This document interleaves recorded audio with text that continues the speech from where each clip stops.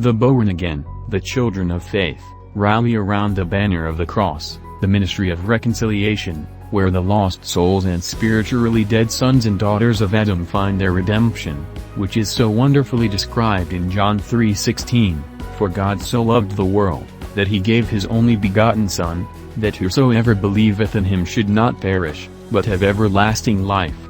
God's banner over us is love, and his love is fulfilled in his Christ, Jesus Christ, the Lord of glory. Acts 4:12, "Neither is there salvation in any other, for there is none other name under heaven given among men, whereby we must be saved." Song of Solomon 2:4, "He brought me to the banqueting house, and his banner over me was love." The born again, the children of faith, rally around the banner of the cross, the banner of life and love. The unsaved, the children of unbelief, rally around Satan's variety of substitutes, all of which might seem different from one another, but actually possess a common denominator. The banner they rally around is the banner of unbelief and death. Examples of what the unredeemed rally around include evolution, science, or more correctly pseudoscience, the world's substitute religions that bear dead fruit, carnal academia, nationalism, as in the worship of country, the veneration of abortion, homosexuality and its ilk, the glorification of fornication, the pursuit of self-gratification and self-love, the quest for a godless immortality, devil worship and witchcraft, alcohol and drug use, global warming or cooling, food lust, the digital world, ancestor worship, and so much more. The lost rally around the banners of death. Choices must be and are being made. Joel 3:14, "Multitudes, multitudes in the valley of decision, for the day of the Lord is near in the valley of decision." Have you been born again, born a second time, this time of the Spirit of God? Will you choose the banner of the cross of Christ? Will today be the day all your sin and shame are washed away? Will today be the day when all of Satan's bondages are broken, and I mean all? Right now, you are in the valley of decision. Today's choice will dictate your eternity. Choose Christ while his hand is still extended. Follow me in this simple prompt and in just a few minutes, everything will change, absolutely everything. Are you ready? For childlike instructions and immediate entry into the kingdom of God. Now for today's subject. God said, Exodus 20:11, "For in 6 days the Lord made heaven and earth, the sea, and all that in them is, and rested the seventh day, wherefore the Lord blessed the Sabbath day, and hallowed it." God said, Genesis 5:1-6, 1. This is the book of the generations of Adam. In the day that God created man, in the likeness of God made he him, 2 male and female created he them, and blessed them, and called their name Adam, in the day when they were created. 3. And Adam lived 130 years, and begat a son in his own likeness, after his image, and called his name Seth. 4. And the days of Adam after he had begotten Seth were 800 years, and he begat sons and daughters. 5. And all the days that Adam lived were 930 years, and he died. 6. And Seth lived 105 years, and begat Enos. God said, Genesis 7:1-4, 1. And the Lord said unto Noah, Come thou and all thy house into the ark, for thee have I seen righteous before me in this generation. 2. Of every clean beast thou shalt take to thee by sevens, the male and his female, and of beasts that are not clean by 2, the male and his female. 3. Of fowls also of the air by sevens, the male and the female, to keep seed alive upon the face of all the earth. 4. For yet 7 days, and I will cause it to rain upon the earth 40 days and 40 nights, and every living substance that I have made will I destroy from off the face of the earth. Man said, for the first time since the Big Bang, immortality is within reach. Science will take me there. I want to live forever, but I don't want no Jesus. Now the record, the blood-bought have learned to say, there is no way like our way. There is no truth like our truth. And, there is no life like our life, neither is there a rock like our rock. Deuteronomy 32:4, He is the rock, His work is perfect, for all His ways are judgment, a God of truth and without iniquity, just and right is He. Deuteronomy 32:31, For their rock is not as our rock, even our enemies themselves being judges. Deuteronomy 32:37, And he shall say, Where are their gods, Their rock in whom they trusted, I Peter 2:7-8 speaks of our rock. 7 Unto you therefore which believe he is precious, but unto them which be disobedient, the stone which the builders disallowed, the same is made the head of the corner. 8 And a stone of stumbling, and a rock of offense, even to them which stumble at the word, being disobedient, whereunto also they were appointed. Jesus Christ is the rock of our salvation. He speaks to the Apostle Thomas in John 14:6, Jesus saith unto him, I am the way, the truth, and the life, no man cometh unto the Father, but by me. And, by the way, there is no book like our book. In this God Said Man Said series, titled The 6000s, we certify the biblical record that the earth and its universe are just over 6,000 years old. The scriptures certainly declare its age, beginning with genealogies and the years from father to son. On the other hand, the evolutionary theory of unbelief, built upon the false foundation of the doctrine of uniformitarianism, promotes billions of years. Scientific research, when stripped of evolutionary manipulation, consistently points to a very young Earth. In this feature, we will continue to point out the obvious. The headline in the March 2, 2019 issue of Science News reads, Pandas didn't always stick to bamboo. The subhead, Specialized diet may have emerged in the last 5,000 years. Excerpts follow. Although giant pandas, Ailuropoda melanoluca, dine almost exclusively on bamboo in the mountain forests of central China, these bears' diet was more varied not so long ago, researchers report online January 31 in Current Biology. Chemical analyses of bones and teeth from both ancient and modern pandas indicate the bear's hyperdependence on bamboo could have developed as recently as 5,000 years ago. That's about 2 million years later than the other paleontological and molecular data suggest. End of quote. In this series, you'll see 6,000 years repetitively. Now, fit that into evolution's 14 billion year time frame, where everything is happening in just the smallest blip of Evo time. How is that possible? Discover magazine, in their July to August 2013 issue, under the heading, Evolution in Overdrive, published the following excerpt. Joshua Aki of the University of Washington recently explored the average age of our species as gene variants, finding that most are very young. About 3/4 of single nucleotide variants, a mutation that substitutes just one nucleotide, N, A, C, T, or G, in the long string of DNA occurred within the past 5,000 years, surprising considering that our species may be 200,000 years old. The latest genetic research in humans and other life forms is once again creating the need for evolutionists to find the tall grass. When viewed through the lens of cold, hard facts instead of theories of unbelief, the God of the Bible is vindicated. R.W. Carter and J.K. Leitner penned the following paragraphs in the spring 2016 issue of the Creation Research Society Quarterly under the heading Human Genetic Data Affirms Biblical History on Many Levels and is Excellent Resource for Creation-Based Research. The excerpt reads, Some have claimed that modern genetic data is at odds with biblical history. Yet closer examination reveals that the opposite is true. In terms of the origin of humanity, genetic data support the fact that all humans alive today can trace their ancestry back to a single male and a single female. When evolutionary assumptions are discarded and actual observable mutation rates are used, the molecular clock indicates that those individuals lived within a biblical time frame. Analysis of the human mitochondrial data reveals 3 major mitochondrial lineages, which appear to point to the 3 daughters-in-law of Noah. The Y chromosome distribution pattern supports a single paternally based dispersion as expected by the Babel event. Carter and Leitner continue, genetic variants that are widespread must have arisen early in human history. Genetic variants that are very rare are much more likely to be young mutations.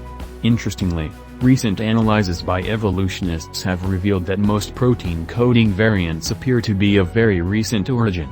Again, even though evolutionary assumptions were used in the estimates, the findings are consistent with the biblical historical parameters.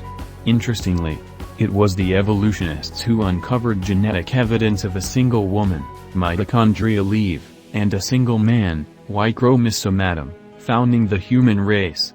They also uncovered evidence of a severe population bottleneck, from which they construct their out-of-Africa model. These genetic situations are more consistent with a creation model than with evolution. Evolutionists place a time frame of when mitochondrial Eve lived by assuming common ancestry between humans and chimps and the evolutionary time scale. However, when measured mutation rates in mitochondrial DNA were used, Eve was calculated to have lived around 6,000 years ago.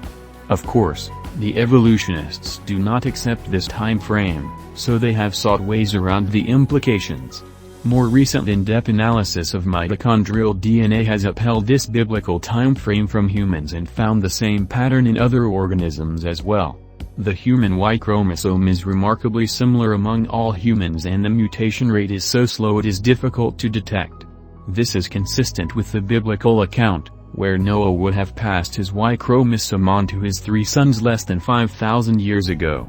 Yet, the chimpanzee Y chromosome is radically different from the human Y, which is a challenge for evolutionists to explain even in their extended time frame. If humans and chimps had a common ancestor several million years ago, evolutionists are forced to propose that the Y chromosome mutated incredibly fast. But if all human males have very similar Y chromosomes, and they do, Y chromosome Adam must have lived a very short time ago. Either way, this is not consistent with evolutionary predictions. In contrast, this fits well with the biblical history of humans being created separately from all other animals. The human genetic data is remarkably consistent with the biblical history. There is evidence that all humans trace their ancestry back to a single male and female, Adam and Eve. Genetic evidence points to a severe bottleneck, a dramatic decrease in population size, as we would expect from the flood. Outside of Africa, there are 3 major lineages of mitochondrial DNA that would correspond to Noah's 3 daughters-in-law, yet there is a single worldwide lineage of Y chromosome that came from Noah through his 3 sons. Inside of Africa, the rarest sequences are also the most deviant. In other words, the out-of-Africa theory is based on statistical outliers. There is evidence of a single dispersion by families according to paternity, which corresponds well to the Babel event. When evolutionary assumptions are dropped and actual mutation rates are used, these events are within the biblical time frame.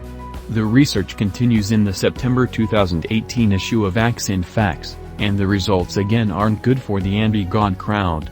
The following excerpts are from Doctor of Genetics J.P. Tompkins' feature, Genetics Research Keeps Confirming a Recent Creation. Scientists have been fascinated with the idea of measuring changes in the DNA of humans and other organisms to come up with a genetic clock that calculates how long a species has existed.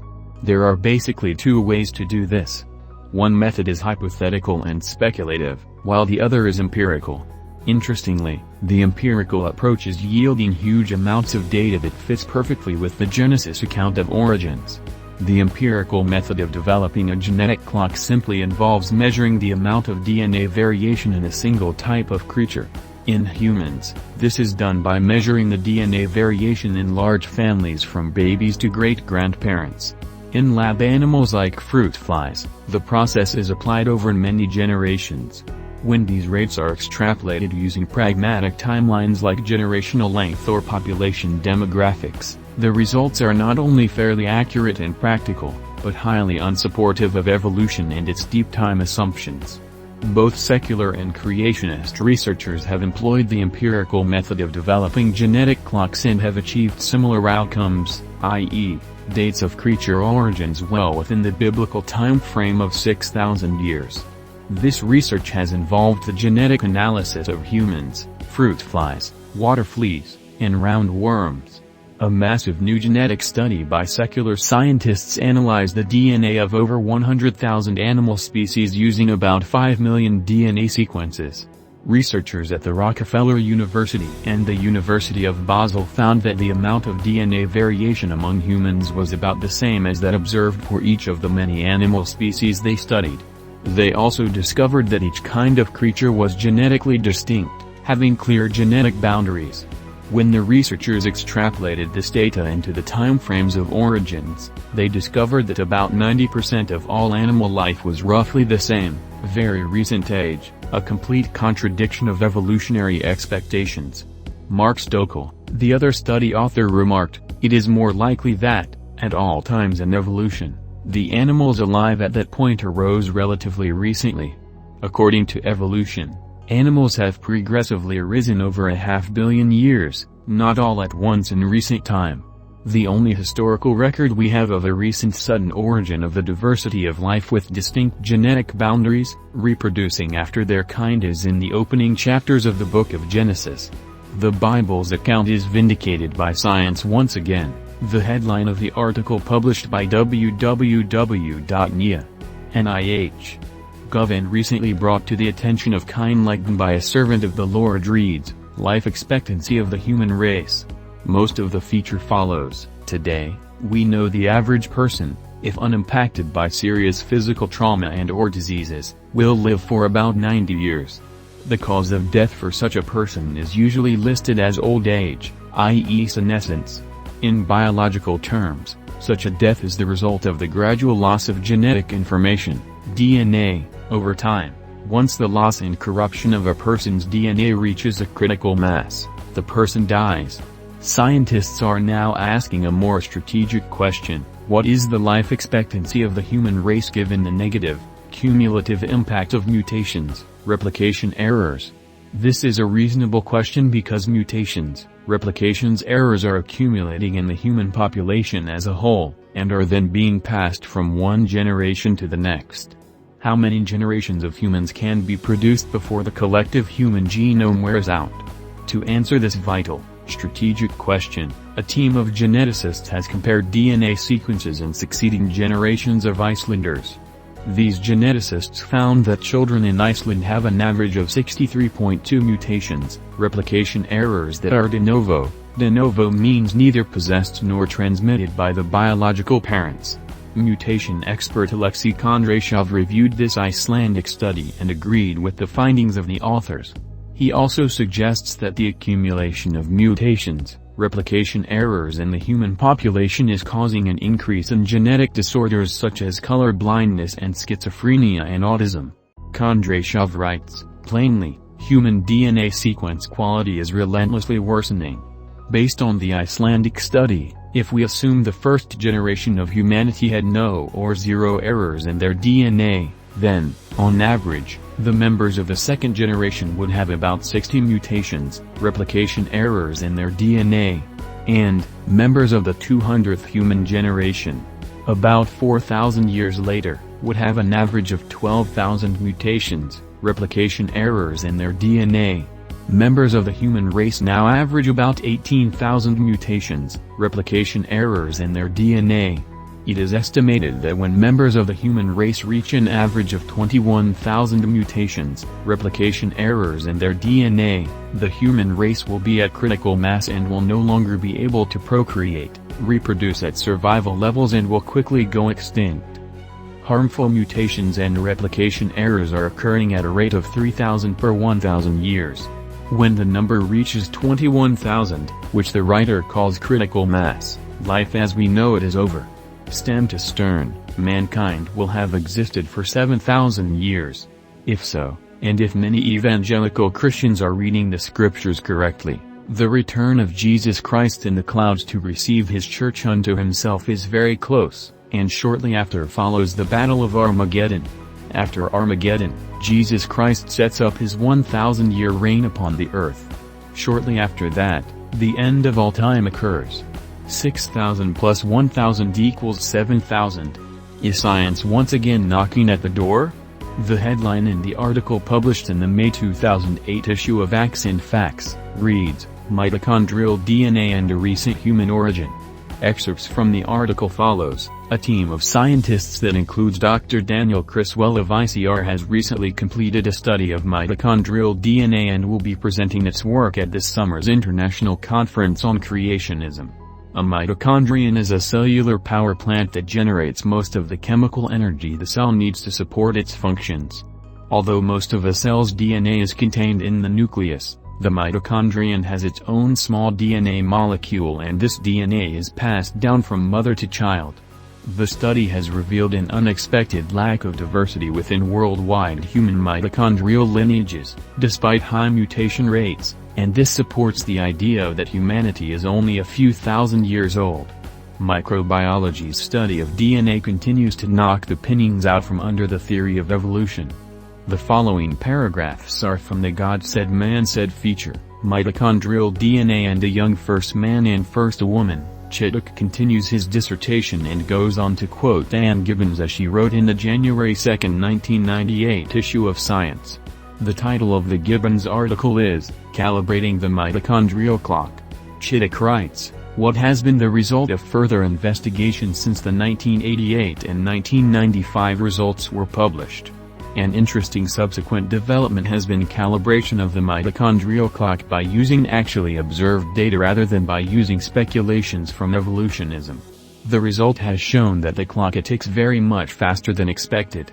Gibbons reports, mitochondrial DNA appears to mutate much faster than expected, prompting new DNA forensics procedures and raising troubling questions about the dating of evolutionary events.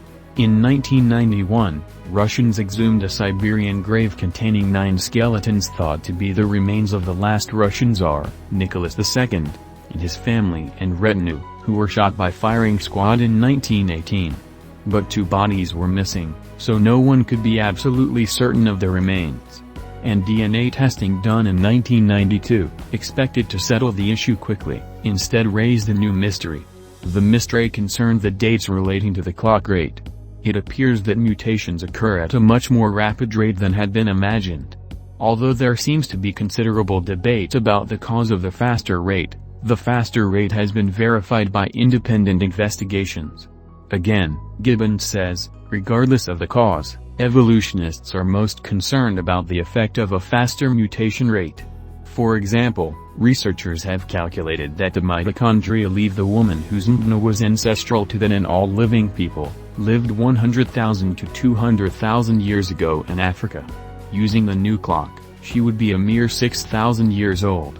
End of quotes. When scientific research void of evolution and the deceivableness of unrighteousness arises, the inerrancy of the Word of God is consistently certified. The simple explanation for why the evolutionists are unable to supply proof for their vacuous theory is, it is not true. God's beautiful, living book is true and righteous altogether, a place to build a life that will last forever. Choices are being made. God said, Exodus 20:11, for in 6 days the Lord made heaven and earth, the sea, and all that in them is, and rested the 7th day, wherefore the Lord blessed the Sabbath day, and hallowed it. God said, Genesis 5:1-6, 1 This is the book of the generations of Adam. In the day that God created man, in the likeness of God made he him, 2 male and female created he them, and blessed them, and called their name Adam, in the day when they were created. 3 And Adam lived 130 years, and begat a son in his own likeness, after his image, and called his name Seth. 4 And the days of Adam after he had begotten Seth were 800 years, and he begat sons and daughters. 5 And all the days that Adam lived were 930 years, and he died. 6 And Seth lived 105 years, and begat Enos. God said, Genesis 7:1-4, 1 And the Lord said unto Noah, Come thou and all thy house into the ark, for thee have I seen righteous before me in this generation. 2 Of every clean beast thou shalt take to thee by sevens, the male and his female, and of beasts that are not clean by 2, the male and his female. 3 Of fowls also of the air by sevens, the male and the female, to keep seed alive upon the face of all the earth. 4 For yet 7 days, and I will cause it to rain upon the earth 40 days and 40 nights, and every living substance that I have made will I destroy from off the face of the earth. Man said, for the first time since the Big Bang, immortality is within reach. Science will take me there. I want to live forever, but I don't want no Jesus. Now you have the record.